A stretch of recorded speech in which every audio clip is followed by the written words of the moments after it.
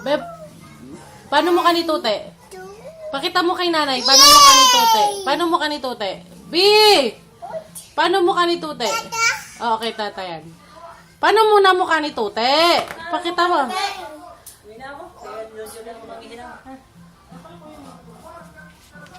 Oh, sige. Okay, Tuti.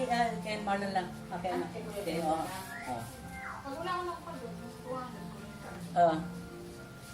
Right, dali. Pause ka. Oh, bilis. Paano yung mukha ni Tute? Paano yung mukha ni Tute?